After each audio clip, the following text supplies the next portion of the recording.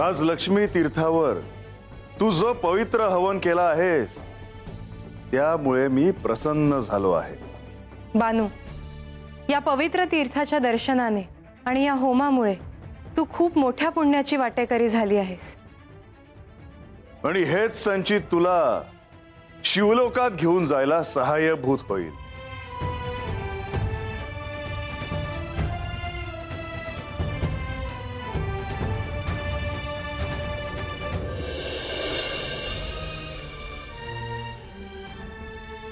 अगं बाय अगं, दमलंय माझं लेकरू। जो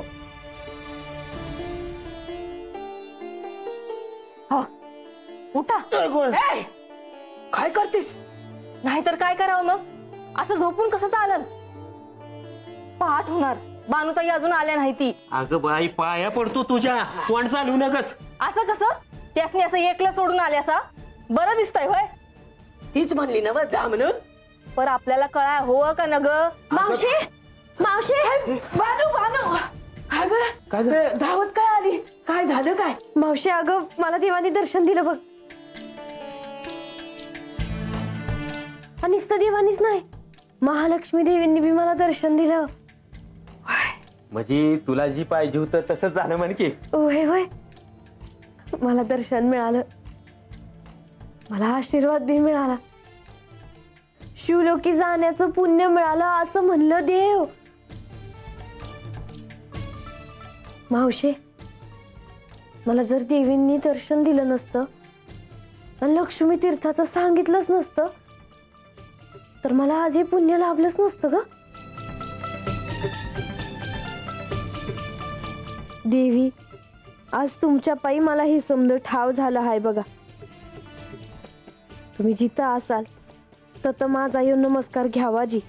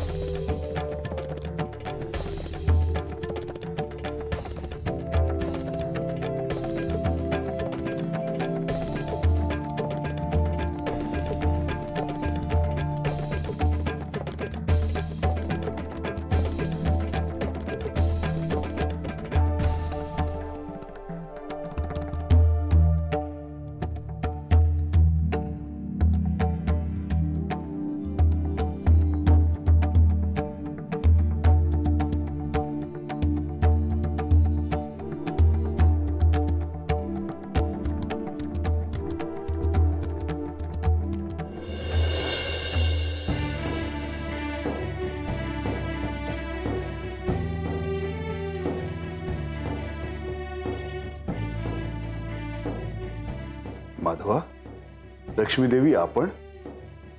होय देवा, आख्यानाला आता प्रारंभ होईल, त्यामुळे राजसभेत जाण्याआधी आपली भेट घ्यावी म्हणून आलो। आम्ही देखील तिकडेच निघालो होतो। काल बानूने केलेल्या होमामुळे आणि लक्ष्मी तीर्थाच्या दर्शनामुळे श्री मार्तंड भैरवांसह माझं देखील तिला दर्शन झालं। ह्यावेळी जरी तिला सत्य ठाऊक असलं तरीही तिने भक्तिभावाने केलेल्या प्रयत्नांमुळेच तिने हे पुण्य प्राप्त करून घेतलं आहे। आणि ह्यापुढे देखील कोणत्याही भक्ताने जर भक्तिभावाने हे सारं काही केलं तर त्याला पुण्य प्राप्ती होईल।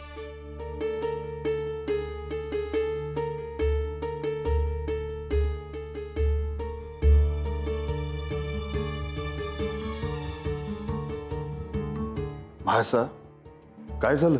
मला केवळ एकच काळजी वाटते आहे। कसली काळजी म्हाळसा? हे सारं घडत असताना आपल्याला पुण्य प्राप्त होत आहे या भावनेने तिने मोहमायेत अडकून राहू नये। तिने पुढे जावं। जर ती या भौतिक सत्यात, भौतिक विश्वात अडकून राहिली तर तिला आत्मनिष्ठ सत्य जे आहे ते जाणून कसं घेता येईल? देवी, आपण सत्य बोललात। माया ही मोहमाया देखील आहे आणि योग माया देखील आहे। आणि माधवा, ही माया तुमच्या आज्ञेत आहे.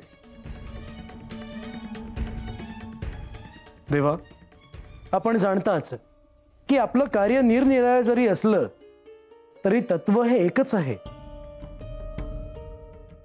मला असं वाटत आहे की या आख्यानाच्या अनुषंगाने बाणाईला भौतिक सत्य आणि आध्यात्मिक सत्य या दोन्हीचं ज्ञान व्हायला हवं. होय माधवा, भौतिक सत्य आणि आध्यात्मिक सत्य या दोन्हीचीही सांगड घालून तिला हे सारं काही प्राप्त करायचं आहे. भौतिक सत्याशिवाय आध्यात्मिक सत्याचा शोध नाही, तसेच आध्यात्मिक सत्याशिवाय भौतिक सत्याचे प्रयोजन नाही. आणि त्यामुळे या दोन्ही गोष्टी का महत्वाच्या आहेत हे तिला कळायला हवं. पण तिला हे थेट सांगता येणार नाही. त्यासाठी आख्यानातील कथानकाचे सहाय्य घ्यावे लागेल. हो म्हाळसा, कारण हाच मार्ग तिच्यासाठी उत्तम आहे. आता आपण निघूयात. सगळेजण आपली आणि आख्यान कधी प्रारंभ होते आहे याची वाट बघतायत. होय माधवा, लक्ष्मी देवी, निघूयात.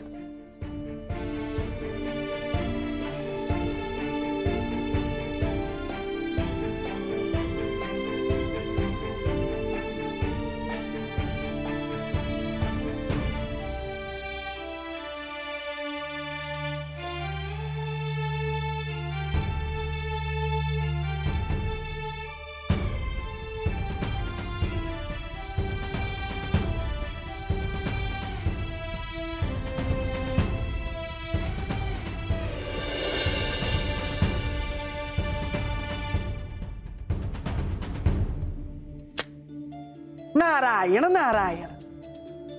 देवा, आख्यानाला आरंभ करण्याची अनुमती असावी.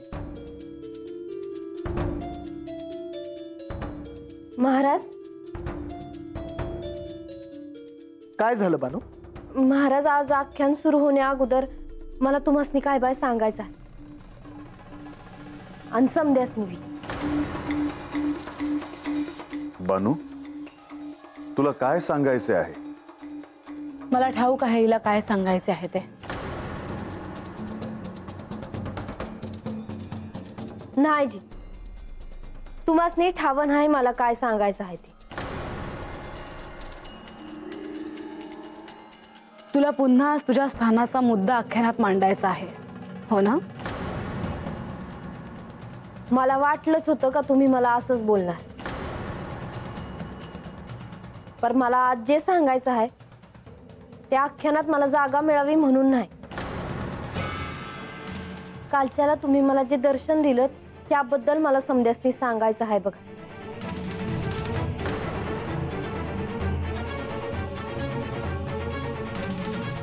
तुम्ही हिला दर्शन दिले? होय.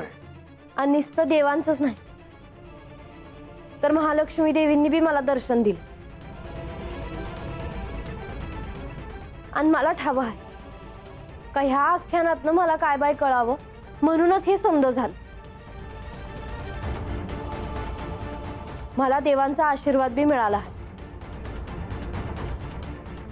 मला इथे सर्वांना सांगावेसे वाटते की माझ्या प्रिय अशा जेजुरीच्या परिसरात श्री महालक्ष्मींच्या प्रेरणेने अत्यंत पवित्र असे लक्ष्मी तीर्थाची निर्मिती झाली आहे.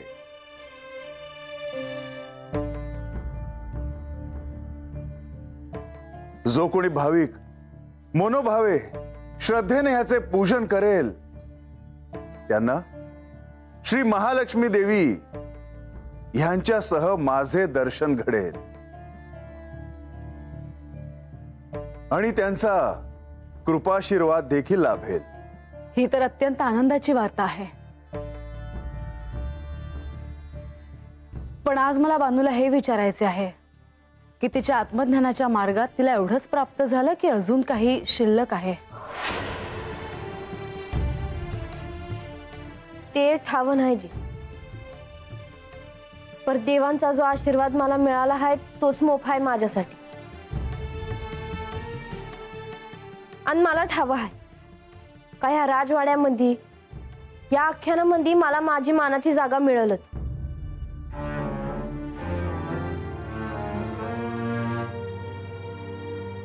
मुनिवर, या आख्यानातून बाणाईला आत्मज्ञानाच्या मार्गात भौतिक आणि आध्यात्मिक सत्याबद्दल जाणून घेणं आवश्यक आहे. होय प्रभू, परंतु हे बानूला थेट कसं सांगणार? बाणाईला हे कसं सांगावं हे मी तुम्हाला सांगावं आता? तसे नाही प्रभू, मी त्याचाच विचार करतो आहे की बानूला मी कशा प्रकारे सांगितलं तर ध्यानात येईल. मुनिवर, आता आपण आख्यानाला प्रारंभ करा. नारायण नारायण. होय देवा. बानू, तुला जे दर्शन मिळालं ते तुझ्या आत्मज्ञानाच्या मार्गात तुला सहाय्यभूत ठरेलही, परंतु त्याआधी तुला काही गोष्टी समजून घेणं आवश्यक आहे.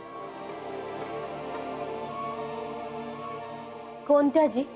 बानू, सत्याचे अस्तित्व जाणून घेण्यासाठी तुला भौतिक सत्य आणि आध्यात्मिक सत्य म्हणजे काय हे जाणून घ्यावं लागेल. भौतिक सत्य म्हणजे आपल्या समोर दृश्य स्वरूपात असतं, म्हणून ते अंतिम सत्य नाही हेही ध्यानात ठेव. या उलट आध्यात्मिक सत्य हे अदृश्य स्वरूपात असतं. मला काय बी कळालं नाही जी. नारायण नारायण. बानू, आता मी एक गोष्ट सांगणार आहे, ती तू लक्ष देऊन ऐक. त्यातून तुला हे सार जाणून घेण्यासाठी सहाय्य होईल.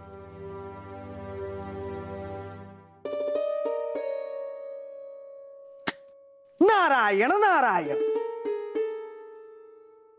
या ब्रह्मांडाची निर्मिती एका विशिष्ट हेतूने झाली आणि त्यासाठी या प्रकृतीशी अर्थात या भौतिक सत्याशी वचनबद्ध होणे आवश्यक असते. परंतु काही हे नाकारतात, कारण त्यांना या भौतिक जगाशी काही देणे घेणे नसते. जसे मी स्वतः हा निर्णय घेतला होता, कारण माझ्या मनात केवळ माझ्या आराध्यांचे मी नामस्मरण करत राहावे एवढीच भावना होती. आणि या माझ्या मार्गात मी कधी पुढे पुढे जात राहिलो हे माझ्याही ध्यानात आले नाही.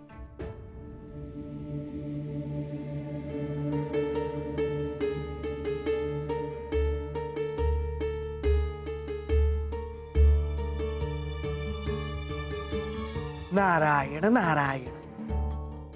शुभम भवतु. हे काय, तुम्ही सर्वजण कुठे निघाला आहात? आले ध्यानात. तुम्ही केवळ तुमचं नित्य कार्य करण्यात रममाण झाला आहात. ते करणं तुम्हाला क्रमप्राप्तच आहे, त्यामुळे तुम्हाला इतर गोष्टींबद्दल कसे कळणार? प्रकृतीशी वचनबद्ध होण्यात मला काहीही अर्थ दिसत नाही आणि म्हणूनच मी अविवाहित राहण्याचा निर्णय घेतला आहे.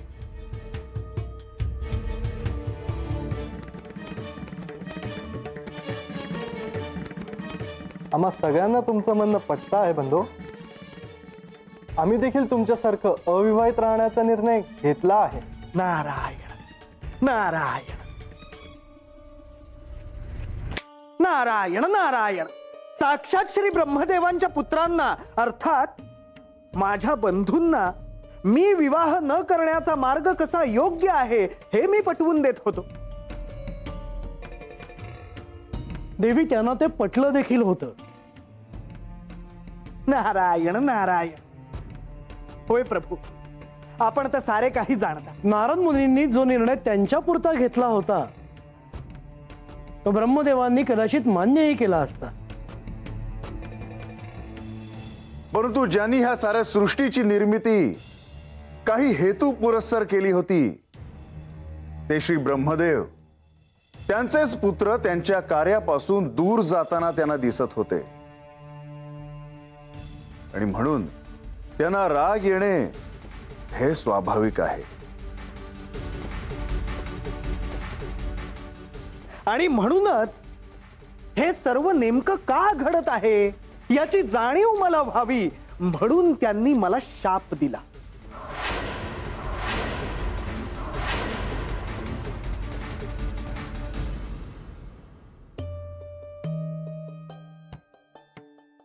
नारदा, नारायण नारायण. प्रणाम पिताश्री. पिताश्री, आपण मला बोलवलेत? होय नारदा, कारण तू हे जे कृत्य केलेलं आहेस ते अक्षम्य आहे. परंतु पिताश्री, माझ्या हातून असा काय अपराध घडला? नारदा, तू हे विसरलास की ह्या सृष्टीत प्रत्येकाच्या असण्याला एक अर्थ आहे. जसे तुझ्या अस्तित्वाला अर्थ आहे.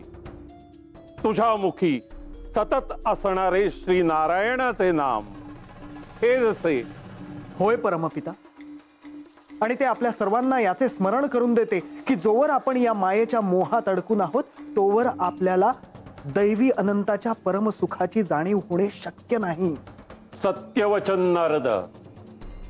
जर तुला हे ठाऊक आहे तर तुला हे सुद्धा ठाऊक असायला हवे की या बृहंचे रूप जाणून घेण्यासाठी, या प्रकृतीशी संयोग करण्याच्या हेतूने मी माझ्या पुत्रांची निर्मिती केली. त्यांना विवाह करण्यास प्रोत्साहन दिले. विवाह हे भौतिक वास्तवाशी संबंध जोडण्यासाठी वापरलेले एक आध्यात्मिक रूपक आहे. त्याने या ब्रह्मांडाची रचना होते. आणि असे असताना त्या कार्यासाठी निघालेल्या माझ्या पुत्रांना, अर्थात तुझ्या बांधवांना, त्यांचे कार्य करण्यापासून तू परावृत्त केलेला आहेस. परंतु नाही नारदा, तुझ्या हातून अक्षम्य अपराध घडलेला आहे. त्यामुळे जोवर तुला खऱ्या मायेचे मोल कळत नाही तोवर तू या भौतिक जगात अडकून पडशील.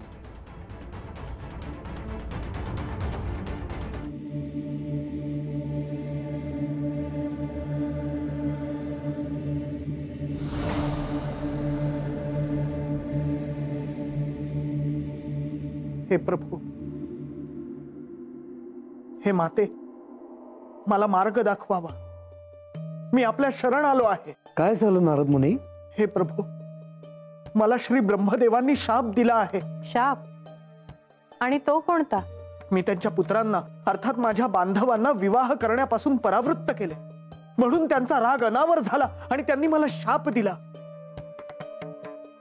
की जोवर मला मायेचे मोल कळत नाही तोपर्यंत मी या भौतिक जगात अडकून पडेन. त्यांनी काही अनुचित केलं असं मला वाटत नाही, कारण आपण त्यांच्या कार्यात हस्तक्षेप केला. सृष्टीचा समतोल राखण्यासाठी प्रत्येकावर काही ना काही दायित्व असतं. त्यात हस्तक्षेप झाला. हे माते, हे प्रभू, माझ्या ध्यानात आले आहे. परंतु आता तुम्हीच मला यातून मार्ग दाखवावा.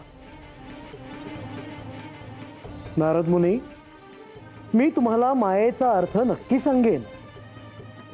परंतु काय प्रभू? नारद मुनी, मला तहान लागली आहे.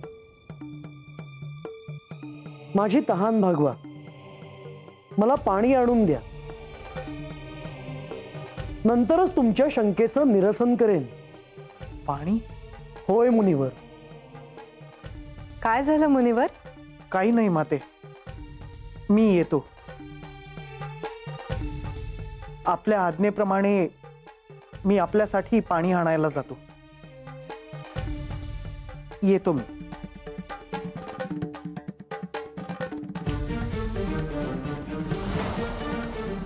देवी, आता वेळ आली आहे ती नारद मुनींना मायेची महती कळण्याची, त्याचा अर्थ कळण्याची.